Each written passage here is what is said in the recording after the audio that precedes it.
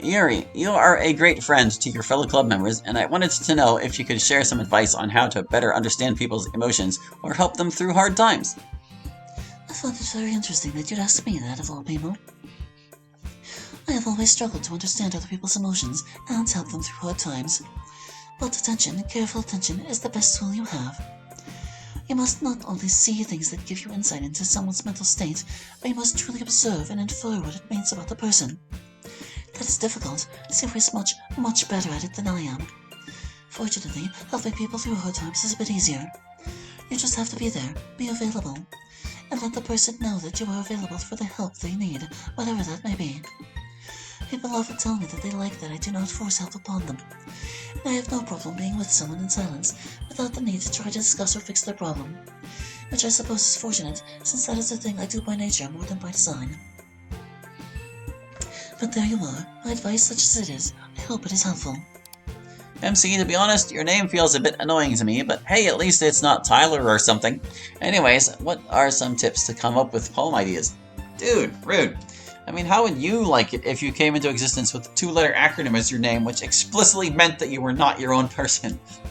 The name was annoying to me in that context. That's why I decided to reclaim it and make it my own. So maybe it is a little annoying. But it's my name, and you all are gonna have to live with that. But anyway, poem ideas. Honestly, usually it's easy enough to, or because Monica assigns us topics, having the topic in hand makes it a lot easier to think of ideas. In the absence of that, I usually resort to writing a poem about something that's been on my mind a lot, or something that made a big impression on me recently or otherwise. That way I don't have to think too hard about the feeling I'm going for. So yeah, think about stuff in your life that's made an impression on you. Something you think is worth sharing with other people. And then turn it into a poem. And last but not least, Monica, it's very touching how much you care about me. It's honestly very cool how dedicated you are. I also play the piano, and I wanted to know if you have a favorite classical composer to either listen to or play pieces by. Mine are probably Chopin, who had very beautiful romantically styled pieces, or Liszt, whose technically La Campanella is one of my favorite pieces I've played. Anyways, hopefully everyone is going great. I consider you all the sort of my own friends in a way, sometimes, so take care of yourselves. Caleb the pianist.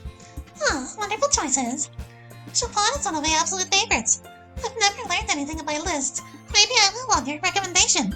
But yes, Chopin and Beethoven are most of my classical repertoire. Sounds like you're well ahead of me, though. I'm glad you consider us your friends. We're glad to have you as a friend, too. Please take good care of yourself, also. And with that, on to the next one. How are you all doing right now? Do you all like milk? If yes, do you like warm or cold milk? Just a random cup of milk. Interesting question. I guess let's do roll call answers for this one. I like cold skim milk. Warm milk. Definitely warm milk. I only eat milk with cereal. Don't really drink milk too much. Most certainly a cold milk person, although I drink 2%. Yeah, there you have it. So Monica, does the email system work where if a question looks like it could interfere with the story too much, then you don't answer it in the club? Also to Monica, will you ever make Rie aware of the fact that she's in a game? Because with the graduation coming up and you all potentially leaving, that may make it a bad idea to make Rie aware of that fact. Let's see, 2 questions here. I don't really think the questions interfere with the story. I mean, sometimes you ask us questions about stuff that's going on and that's fine. I don't think things really interfere with us beyond that. As to Rie, I really don't want to make Rie aware of things. I already feel bad enough having brought this upon Messina. I did go out of my way to ask for it. You did, but still, it's a serious, not particularly fun thing to deal with. And Rie doesn't deserve to be signed up for that. Obviously you wrote this before you graduated, but hopefully you'll see how we handled it without having to bring Rie into all of this. She's a very sweet girl, and she deserves it like her to live a normal life. Let's move on to the next part. To the club. What were your weirdest shower thoughts? I'm just curious to see the random thoughts that you thought while showering, because it has been said that showering makes it more likely for people's brains to think of random things. Yeah. I hope you answer my question my questions in the club this time. Have a great week and be safe, as there's no telling what the future holds now. Let's see. Roll call answers. Weirdest shower thoughts. For me, it's imaginary alternate versions of conversations that I got years and years ago. Yeah, I'm always just focused on getting the shower done as quickly as possible. I don't take a lot in there. All sorts of different things. Sometimes I imagine what life would be like as a bat, or a fish, or reflect on my recent experiences. Although that's not too weird, I suppose. Doing reactions stoichiometry in my head. I don't know if I said that correctly. Okay, that's weird. Me, I tend to think about weird worries and stresses, including completely unlikely ones that are never going to happen. But then, because I thought about them in the shower, I can just leave them there. I guess I've never really thought about it too much, but I think of weird specific images like an apple with strawberry texture and seeds against a beige background rotating. That is also weird. Yeah. Thank you for the email. Next! Dear Literature Club, it's been a while since I had a question for you all, but I think I have one question that a lot of people have asked themselves at some point in life. How do you amend the bridges you burn? If you don't know what I mean, I hope you would never have to, but I'm pretty sure the club has heard the phrase before. So I would like to know if you have ever burned the bridges in your lives, and if so, how did you mend them? If you could even mend them. Sincerely, Joshua. Well, humility is a good start, and it depends on if you're the one who set fire to the bridge or not. We two are definitely the bridge burners. Goodness knows I've burned a bunch. Sometimes, man, when you burn a bridge, you burn a bridge! And there's nothing you can do or should do to make it any better. And it would be harmful to the person or people you burned the bridge with to try. In those situations, you have to leave it alone, forever. Or leave it to them to come to you if they're interested at all. Sometimes you just have to live with the consequences of your actions, man, you know? But sometimes bridges can't be repaired. It generally takes a lot of reflection and self-awareness, and good faith understanding from the other person. Plus, obviously, usually lots of apologies are in order for you. As they were for me. You have to understand why you did what you did, and what effect it might have had on other people. And you have to be prepared to answer for that.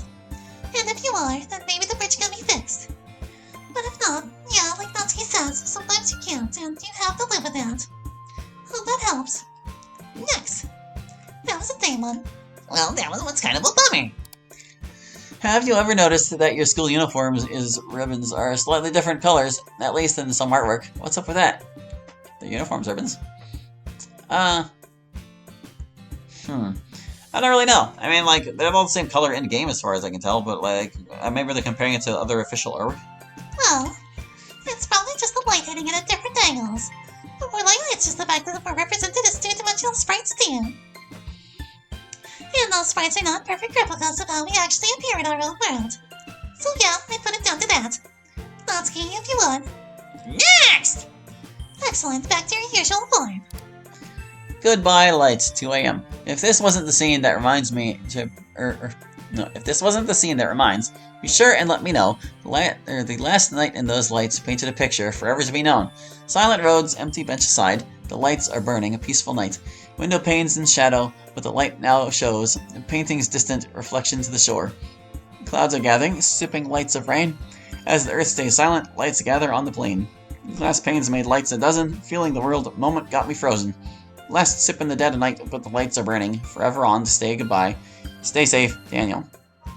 This is another request for a poem critique. Oh wow, I adore this poem. Such images, so many questions about those images. Your poem is wonderful, Daniel. It annoyed me. It evokes a strangely comfortable emotion in me, like the last members of a dying campfire. I love it very much, nothing to improve upon for me. Well, I have notes. Of course. My main question for you is, what the heck is this about? Thank you, Natsuki. I know you already love spoons with just abstract images and stuff, but it's sort of hard to get what you're saying here. And, like, for sure I know you have something super meaningful going on here. I can feel it behind these words, but I don't know what it is. And to me, poetry is weird when the reader can't access the deep meaning, you know? So yeah, that's my feedback. Yeah, that's kind of like how I feel about a lot of poetry, too. I don't know, I'm not, like, that big into poetry. I haven't really gotten into that scene very much. But whenever you have a poem like this, and, like, you can tell it means something to the person, but that meaning doesn't necessarily cross over because things mean different things to different people. So, like, all this imagery and stuff, I'm sure it means a lot to Daniel, but this combination and what they're trying to communicate, it doesn't mean much to me, personally. I like the sort of loose rhyming and assonance here. Sometimes there are hard rhymes, and sometimes there are soft rhymes, and sometimes there's barely a rhyme at all, and when the rhymes occur varies. It makes the poem seem kind of mature and mysterious at the same time. I can see why Yuri likes it. I like it, it's pretty. Anything else? Nope. Well, like Yuri, I'm mostly interested in the feeling it provokes. It is strangely comforting. It feels like it should not be. Like the events occurring, whatever they are, seem to be an ending of passing away. And yet the whole thing feels homey somehow, familiar. Like Natsuki, I wish I knew more about it, but like Yuri, I appreciate the feeling it engenders. So overall, very nice work, I'd say. One of the more impressive moments we've ever received from an email. Yes, you get your nerd praise, Daniel. And now, next! So, if you're still accepting questions, but if you are, it got 6. 1. Monica, if you ever get in touch with the player, what will you do first? 2. Sayori, when did you start having feelings for MC? 3. Yuri is the purest form of relaxation. 4. Natsuki, how are things with the 2 cutest in the club? Exclamation question. 5. MC, how did that one become a link? What's your favorite MCU hero and moment? Statement question. 6. To everyone, have you ever thought of the multiverse and meeting your counterparts from other universes? Dimensions explored that. Well, anyways, I hope you guys are doing well, and Sayori, stay awesome and never lose your battle. I'm here cheering for you from the other side. Also, MC, you break Sayori's heart, it'll break you. Take care, guys! EXE. Yes, the Sonic.exe. You're cringe. Question here for all of us in the club.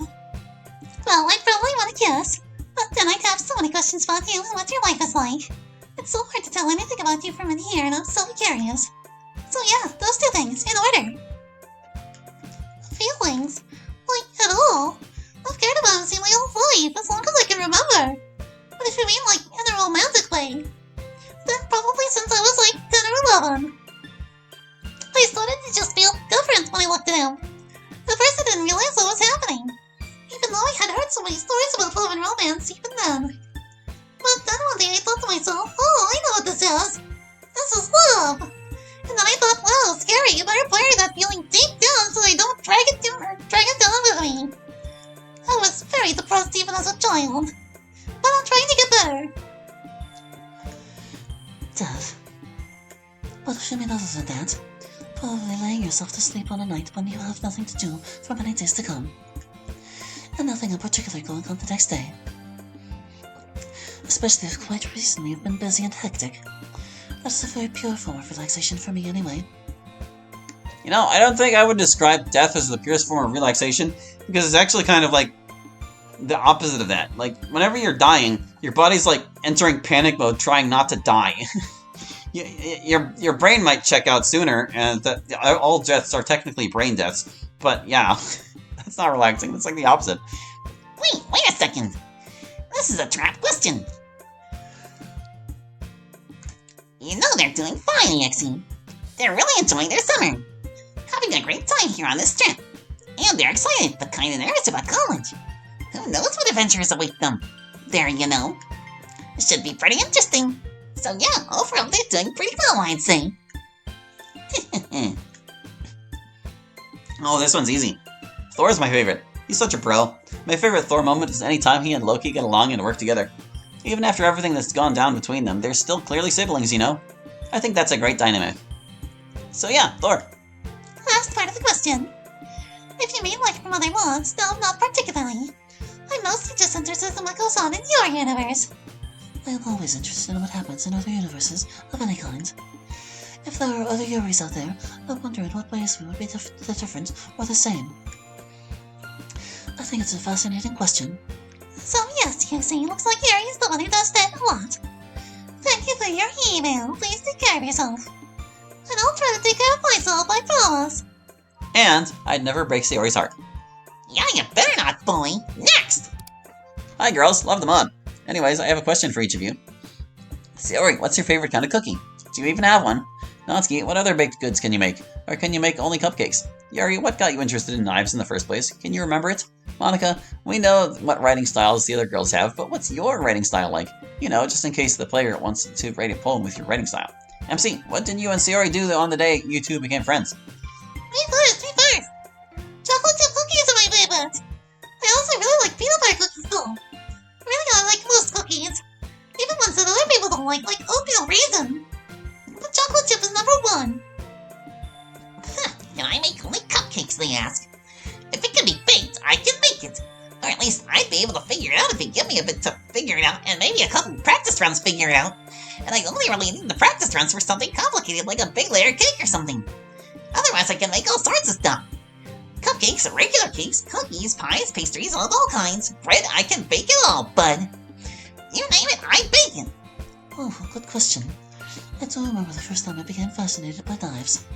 My family and I were out camping in the country, and my father did something that, at the time, seemed very strange.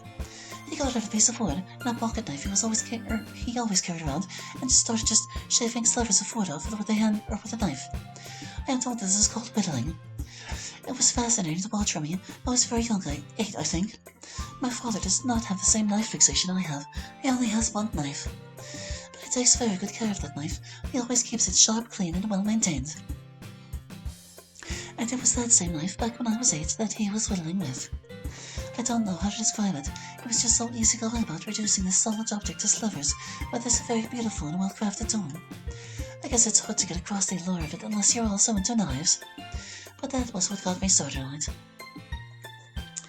I mean, you've seen a lot of my writing at this point, haven't you? I thought I had a pretty distinctive style. You totally do, Monica. I'm always impressed with the way Monica's poems sound on the page. She uses spacing and line breaks and punctuation in a really unique way that forces you to read her poem out of your head the way she wants you to.